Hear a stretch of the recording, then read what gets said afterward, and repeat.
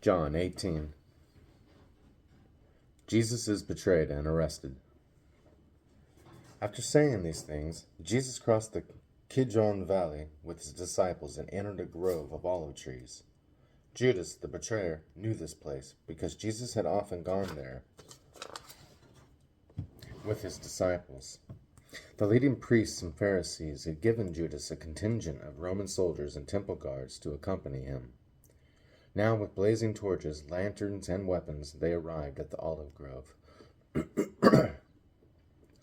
Jesus fully realized all that was going to happen to him, so he stepped forward to meet them. "Who are you looking for?" he asked. "Jesus, the Nazarene," they replied. "I am he," Jesus said. Judas, who betrayed him, was standing with them. As Jesus said, "I am he," they all drew back and fell to the ground. Once more he asked them, "Who are you looking for?" And again they replied, "Jesus, the Nazarene." "I told you that I am he," Jesus said. "And since I am the one you want, let these others go." He did this to fulfill his own statement. "I did not lose a single one of those you have given me." Then Simon Peter drew a sword and slashed off the right ear of Malchus, the high priest's slave. But Jesus said to Peter, "Put your sword back into its sheath. Shall I not drink from the cup of suffering the Father has given me?" Jesus at the high priest's house. So the soldiers, their commanding officer, and the temple guards arrested Jesus and tied him up. First they took him to Annas, since he was the father-in-law of Caiaphas, the high priest at that time. Caiaphas was the one who had told the other Jewish leaders, "It's better that one man should die for the people." Peter's first denial. Simon Peter followed Jesus, as did another of the disciples. That other disciple was acquainted with the high priest, so he was allowed to enter the high priest's courtyard with Jesus. Peter had to stay outside the gate. Then the disciple who knew the high priest spoke to the woman watching at the gate, and she let Peter in. The woman asked Peter, "You're not one of that man's disciples, are you?" "No," he said, "I am not."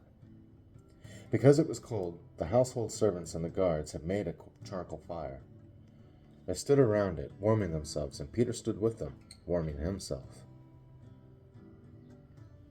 The high priest questions Jesus. Inside, the high priest began asking Jesus about his followers and what he had been teaching them. Jesus replied, "Everyone knows what I teach. I have preached regularly in the synagogues and the temple, where the people gather. I have not spoken in secret.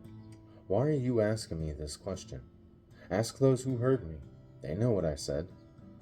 Then one of the temple guards standing nearby slapped Jesus across the face. "Is that the way to answer the high priest?" he demanded. Jesus replied, "If I said anything wrong, you must prove it. But if I'm speaking the truth, why are you beating me?" Then Annas bound Jesus and sent him to Caiaphas, the high priest. Peter's second and third denials.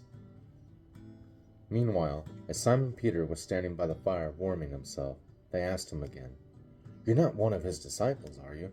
He denied it, saying, "No, I am not." But one of the household slaves of the high priest, a relative of the man whose ear Peter had cut off, asked, "Didn't I see you out there in the olive grove with Jesus?" Again Peter denied it, and immediately a rooster crowed. Jesus' trial before Pilate. Jesus' trial before Caiaphas ended in the early hours of the morning. Then he was taken to the headquarters of the Roman governor. His accusers didn't go inside because it would defile them, and they wouldn't be allowed to celebrate the Passover. So Pilate, the governor, went out to them and asked, "What is your charge against this man?" "Wouldn't have handed him over to you if he weren't a criminal," they retorted. "Then take him away and judge him by your own law," Pilate told them. "Only the Romans are permitted to execute someone," the Jewish leaders replied. This fulfilled Jesus' prediction about the way he would die. Then Pilate went back into his headquarters and called for Jesus to be brought to him. "Are you the king of the Jews?" he asked him. Jesus replied, "Is this your own question? or did others tell you about me?" "Am I a Jew?" Pilate retorted. "Your own people and their leading priests brought you to me for trial. Why? What have you done?" Jesus answered, "My kingdom is not an earthly kingdom. If it were, my followers would fight to keep me from being handed over to the Jewish leaders. But my kingdom is not of this world." Pilate said, "So you are a king?" Jesus responded, "You say I am a king. Actually, I was born and came into the world to testify to the truth. All who love the truth recognize that what I say is true."